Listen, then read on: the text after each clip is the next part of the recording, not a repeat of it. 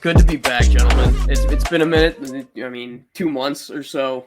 I'm happy to be back. I think we should start off with a little housekeeping since we've had such a hiatus. I think I want to start off by saying I've been playing a lot of golf, a lot of tournaments.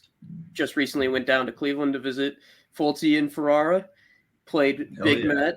What a treat! It is quite big. Let me tell you, Fulci. What do you like about Big Met? Humongous Met. I like Big Met because it's one of those courses that you hold very close, dear to your heart. I've played it a lot growing up. I've been around the Big Met area. There's also a Little Met, which is only 9 holes. But I really like the course just because it's one of those courses that you can go out and play on a Friday at 3:00 and you set up your tee time at 2:30. You know what I mean? So it's one of those great places. They're always willing to have golfers out there. It's always a fun track. It's easy to go low. It's really fun for people who suck at golf, and it's great for people who are great at golf. So it's really a win-win. And it was awesome having you out there, Mac. That was awesome.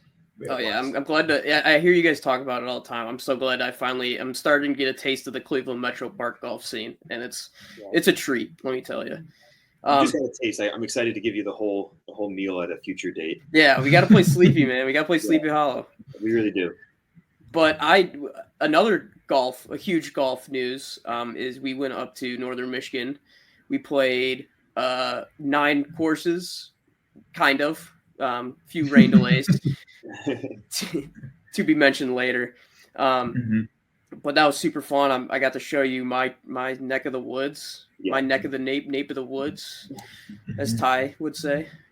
Caddyshack reference for everybody. But yeah, I mean, on top of that, we've also had a little internal systems change. We're going to start going with seasons now with our podcast, and it should be better organized and the flow should be better. At least that's our thought. Yep. So hopefully the episodes tie into each other a little bit better within a season. We post similar content with consecutively within a season, so hopefully it just makes a little bit more sense for the viewer. I think we also have some plans to cut down the episode time, so hopefully it's a little bit more digestible, a little bit more entertaining. We can pack some more info into a shorter amount of time. It should be a little bit easier to, listen to. And you can kind of you can binge them if you want to. You should binge them all, baby. Listen to them all. Well, this isn't like Netflix. We're not releasing a whole season at once. Benjamin's telling everyone to binge them, so that makes. But you should. Binge your old ones. Let's get us started. I think you had a great question that you posed. Yeah, I think we should. We just got back from that Northern Michigan trip, which was awesome. What an awesome place to play golf! And when you play a bunch of new courses that you've never played, it's only natural to be like, all right, well, where does that one rank? Especially when you play a really good track. Like, where does that one rank on all of the other courses I've played, throughout our life. And we've been lucky to go on a bunch of golf trips, play a bunch of cool golf courses. So Mac, we'll start with you. What is your Mount Rushmore of golf courses you've ever played?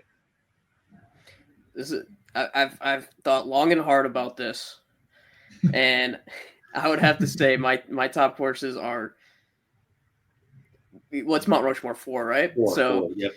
We'll go Frederica naturally. I think that's yes! an auto lock. Mm-hmm. Damn right. Throughout the other rankings. Continue. Yes. The other one, I'd have to go Sneaky Die Preserve. I think Die Preserve is an awesome course. It's fun seeing all these golf YouTubers playing this course. I'm like, hey man, I've played there. That's an awesome course. And meeting Daniel Berger there definitely helped. DB straight vibing. And then I would also have to throw on the Mid Pines. Mid Pines is awesome. That's a course I would never get sick of. I'd play it every day for the rest of my life and just thoroughly enjoy it. And my last one, Country Club of North Carolina. It was not the dog. I think would we play the Cardinal course? It wasn't the one they had in the amateur, but it was absolutely pure. Oh, it's phenomenal. It was such an awesome course, and it was the junior amateur was held there this year. Yeah. So those are my 4. How about Fultz? What do you have? You're starting us off strong. I gotta follow up with a total agreement on Frederica. That's an obvious pick of mine. That place will live in my brain forever until I make enough money that I can actually be a member there. Moving on, May though, never happen. off of Frederica. Yeah, probably will never happen. But I'm gonna keep my hopes high. I'm gonna add the wonderful, the one and only Tobacco Road, baby. What an awesome track. I'm more of a fun golf course kind of guy. I love the quirkiness of Tobacco Road, how much fun it was to be out there with the boys as well. At no point did you stand on a hole and knew what you were supposed to do, because there's like 10 different options on every single tee, which is awesome. I love it when courses do that. But also, you don't feel confident. You pretty much never feel confident with what you're going with. So you're going to pick one of those 10 options, and then you're not going to know what to do from there. So overall, great golf course. Had to add it. I'll also throw in Mid Pines as well. Same as Mac. I could play that course the rest of my life and never get bored. But I think my sneaky course that I'll throw in there is probably Old Chatham. I got lucky. I stayed at Old Chatham my senior year of college during our spring trip, and it was just another course with an unbelievable atmosphere and a place that I could play for the rest of my life and not get bored as well. So I think that's a pretty strong listing there.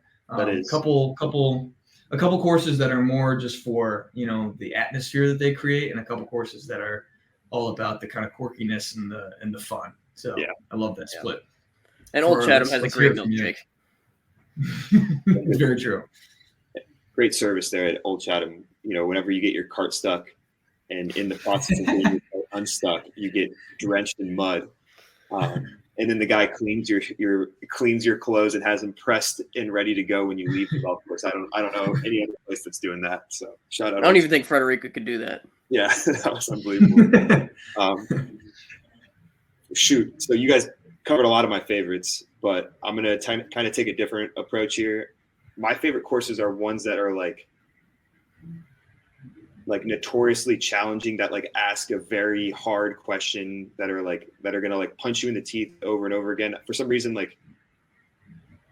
that makes me really excited to play that course when I know it's gonna be super, super hard and I have to buckle in and I'm gonna be grinding for pars all day. I'm weird in the sense that I like to get beat up like that and really test my game. So Frederica, obviously on the list. Hear ye. We're in unison there. It's so good. The other ones, the Ocean Course in Kiowa, got to play that twice. That tends to beat golfers up. Yeah. First time I played it, not go well. Second time I actually played pretty well. So it holds a dear place in my heart. Third would be Pinehurst number 2. From a scenery, or it's not that great. It doesn't blow your socks off, but holy shit, you have to hit a golf shot on every shot. It just demands so much from you. It's not necessarily the most memorable course, but I just remember being so uncomfortable and just having to be so on with all of my game to play there. So that was cool. So there's 3. I want to take one that we haven't really picked. So for my 4th one, I'm going to go Red Stick in Vero Beach. The definition of pure, not necessarily. Hey, you're. Not necessarily like a good layout, maybe not as good as of a layout as some of the courses you guys mentioned, but in terms of pureness, it does not get better than Red Stick. It's awesome. Yeah. Good picks. This might be a hot take, but I'm not a fan of Reese Jones. I'm not. I don't like his golf courses. They look cool, but they're nothing special in my opinion. Interesting. Why? Can you expand on that? Pretty cookie cutter, Yeah. They all kind of look the same, and there's nothing crazy about the layout. Alistair McKenzie has his camouflage bunkering, and Donald Ross has his turtleback greens and his front to back slopes, and it's just tactical golf. And Reese Jones just kind of is just medium to large size greens. All the bunkers look the same, and is more or less straight holes. So, hot take, like I said, but my opinion. No, I can get behind that. I like that. That's some good. You got a good point there. It is a little bit. You step on another course from Reese Jones. You play one, you step on another course, and you're like, wow, this might be the same one that I just played. Not really tell. Yeah. So you got a point there. His style is not unique, right? Mm-hmm. That actually kind of he's got some good track though under his name, but I think I don't know. I don't know if I'm like educated enough on Reese Jones to have an opinion one way or the other than Red Stick was pretty sick. So yeah. So we've obviously been on a ton of golf trips. And last summer we finally pulled the trigger on our own self-planned golf trip with just the boys, College Worcester golf alum, 8 guys. It was a highlight of my life so far, to say the least. But we went to Pinehurst, and more specifically, we went to Southern Pines. We played the Mid Pines, Pine Needles, Southern Pines resort, so to speak. And it was awesome. Like I said, did anybody have like highlights of the trip or just I'll throw a highlight anything out like that? We got a cabin on Mid Pines hole number 10, which is usually like hole 10's right by the clubhouse, but the way Mid Pines is laid out, like hole 10 might be the furthest point from the clubhouse on the property. Just being able to like make the turn from 9 to 10, run into the cabin real quick, reload on beers, and then hop back on 10T and continue to play. Playing as an 8-some. Playing as an 8-some because no one's out there when you're out there on hole 10 was just awesome. I mean, Max put Mid Pines on his top 4, and it completely deserves to be in the Mount Rushmore. What an awesome track. Can't say enough good things about Pinehurst golf. Like, that's my favorite place in the world to play golf. So. Sandhills golf is undefeated, in my opinion. What about you, Ben? You got a memory or highlight of that trip? Yeah, definitely. I mean, going hand in hand with why Tobacco Road is on my Mount Rushmore. We just played some unbelievable golf there, and the competition that we had was unmatched. We have not, I mean, as a team, we just have not had that good of a stretch of golf in a really long time, or maybe possibly ever. So that was definitely one of the highlights for me. Just everybody playing well, everybody ending around with high spirits, loving the course that we played, loving the way we played, loving who we played with. So I think overall that day at Tobacco Road was undefeated. Yeah, and we were playing tilt that day, and if I'm not mistaken, Fultz made 4 birdies in a row. I think so. From like 13 to 16 or something, whatever it was. Stupid. Just absurd. Just unconscious golf. And then I double bogeyed the last hole. Shoot a 71. Oh man. You can count on me, baby. You can count on me. Yeah. My highlight from that trip was the first day. We had gotten there early. We were waiting on the Ohio guys to drive down while they were stuck in like Virginia traffic. Yeah, Virginia traffic. Yep. Oh my God. And they finally get there. We take off Mid Pines at 4:00, and it gets dark around 8:00 there. We're like, we gotta, and we're playing kind of slow. We're playing as an 8-some, and we make the turn at 10. Like for our say, we grab our beer, and I'm 1 under at this point, going into 15, I believe. Going into 15, par 5, reachable in 2. It's only like 480, maybe 500, kind of downhill. And I, get on in 2 to like 30 feet and make the putt. So I made eagle. I'm 3 under, and we're like, this is our last hole. Like it's dark. It's getting dark. We should go get dinner. And I go, guys, come on. I'm 3 under. We can't stop it now. And so having everybody watch me play the last 3 holes. Yeah, we just decided to stop. Everyone else was stopping. Yeah. We're only focus was to find Max golf ball and give him a light over his ball so he could hit it in the pitch black so we could finish the round. Shout out Evan Jenkins on hole 18, taking the cart all the way down to the fairway in the complete, like it was at that point on 18T, it was completely dark. You couldn't see 3 feet in front of your hand. And Evan Jenkins ran down to the fairway and then we hit it, and he's like, I heard it land, but I don't know where it went. And we found it, had a crazy sidewinder for birdie, and it hit a rock or something. I mean, that thing turned like a dot, but ended up shooting 2 under, and it was just an awesome start to the trip. Everybody was hype. We were like, oh, this is about to be an awesome trip. So with that being said, we're like, how do we like rank these golf courses? How do we put like our opinions about these golf courses into numbers? How do we rank them among the courses we've all played? Right. And we've come up with a little bit of a ratings survey. It'll be linked in the bio if anybody wants to share your rating on any of the courses we have on that survey. But with that, we ranked, we all voted on these courses and filled out the survey, and we have some scores for everybody. And I want to jump into that, see what you guys think about how it played out for these 4 courses. So the scores are from 1 to 5, 5 being like Augusta or something like that, and 1 being the dog shit Muni around the corner from your house. LC Bowls. LC Bowls is a 5 in the heart. Like 5 in the heart, 1 on the scorecard. Right. Like a 3 should be an average course. A 4 should be an elite course, and 5, anything close to 5 is like the best course in the world, right? So that's our kind of reasoning behind the scoring. But go ahead, Mac. Yeah, and so the order is as follows, and it makes sense. As Ben and I both had Mid Pines in our Mount Rushmore, Mid Pines is number 1 at 3.91, but it is tied with Tobacco Road at 3.91, which I find very interesting. Very different courses, but also very much hold about the same weight in my heart as one of my favorites. I would agree. I could play Tobacco Road over and over again. The one thing about Tobacco Road is Mike Strantz was on acid when he designed that golf course, but it is scary. It is a scary golf course to look at. Terrifying. But it is extremely playable golf course, if I do say so.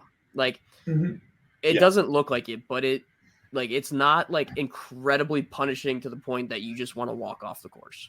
Yep. That was most of our second times playing Tobacco Road, so like we knew a little bit. We just knew enough to like make it playable. Like the first time you play it, you're probably going to get your teeth kicked in. But then once you kind of understand the par 5s are really easy. If you just hit it here, and like these holes look really intimidating, but you can hit it past the trouble in some places. So like it was gettable once you like kind of figure it out. So yeah. And then we got coming in third is Pine Needles with a 3.82. This one I kind of find a little interesting. I understand why they had the Women's U.S. Open there, it being a little bit bigger. It's like Mid Pines on a bigger scale. Yeah. But I thought it lost what Mid Pines had, like the beauty that Mid Pines has, and that tight, just kind of intimate feeling that Mid Pines has, to Pine Needles being blown up on a bigger scale. Just it loses that intimate feeling. Yeah, I'm still a fan. I think that's why it fell. I think the vibe at Pine Needles like continues that of Mid Pines and the rest of Pinehurst. I think the vibe is there. I think the ballpark, like the course itself, like when I say ballpark in quotes, like it's a big, tough test. So like, yes, definitely I think it's a US Open, like worthy course. But yeah, you're right. Like the quirkiness and the fun and like the funness of Mid Pines is kind of like that. It's very gettable.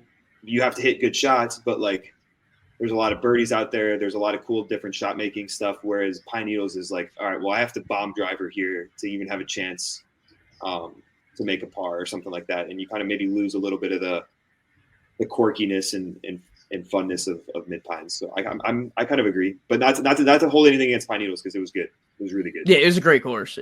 I think it being that big lost that intimate feeling, and I like that intimate feeling. Fultz? Yeah. Well, yeah, and if we dive into the way that we structured this survey here allows us to kind of break these down into different sections versus like conditions, layout, difficulty, amenities, scene, and kind of aura of the course.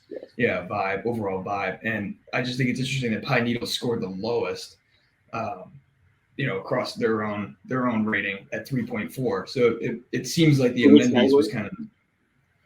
Sorry? You said it scored the lowest out of all those courses in which category?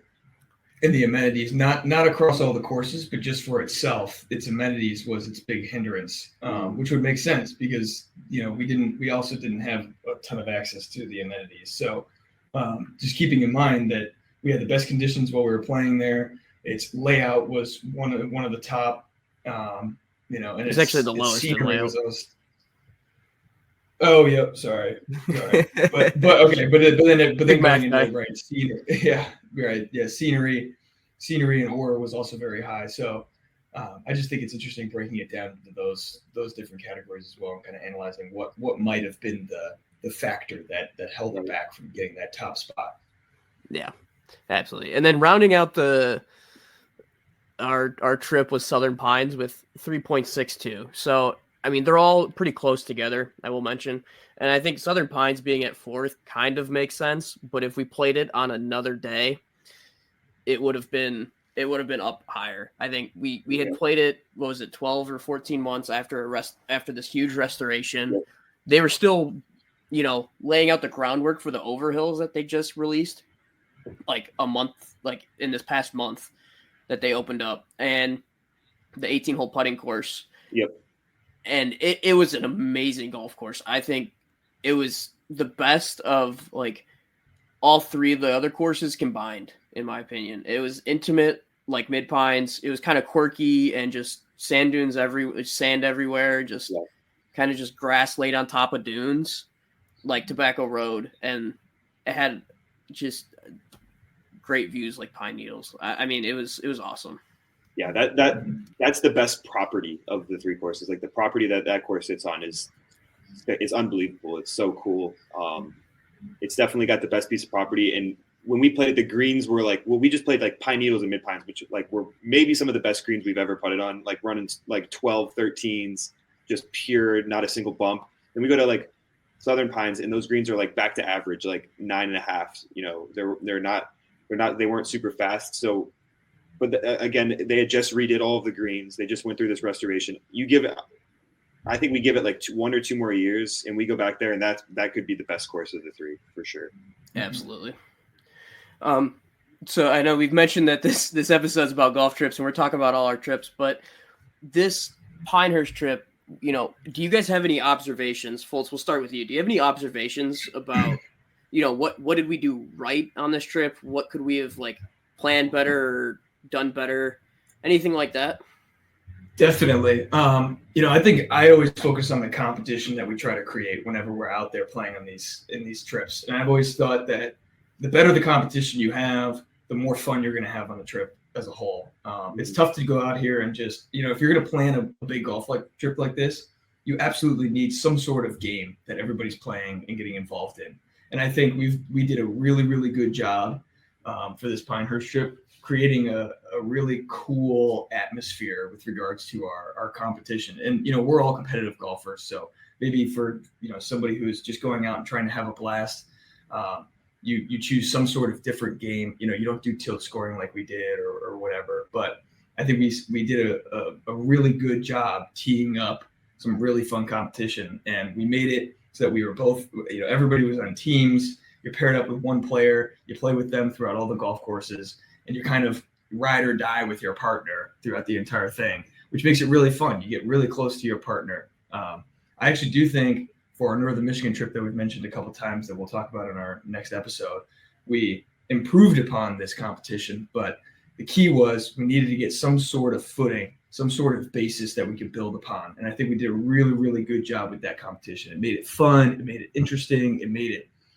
made you play golf for a reason. And I think that is the most important part when you're going on golf trips like this. No, that's 10 out of 10. Couldn't agree more. To kind of just give the people a little bit more of an idea of what we did, maybe they can take an idea from us or not. We have a trophy that we found. It was like a 1976, what was it, like BMW Open, some tournament that doesn't exist. The Kaiser International. The Kaiser International. Somehow we found this old PGA Tour trophy that we played for on this trip. So we played like a Stableford game called Tilt that determined the partners. So if you finished first in the Stableford round, then you were paired with the person that finished 8th, so on and so forth. And then we played 2-man best ball, like bracket style elimination. between the partners, like, which was super fun, right? And I think if we had a drawback of it is you're playing with your same partner each round, and when you want a golf trip with 8 guys that are spread around the country, you kind of want to play with everyone, and you're stuck with at least one guy every round. So what we improved on in Northern Michigan trip would be like trying to mix up the partners, right? Play a Ryder Cup format where you mix up the partners. You're able to play with everybody, and I still ended up playing with Ferrara every round, even though he was on. Yeah, somehow we still yeah.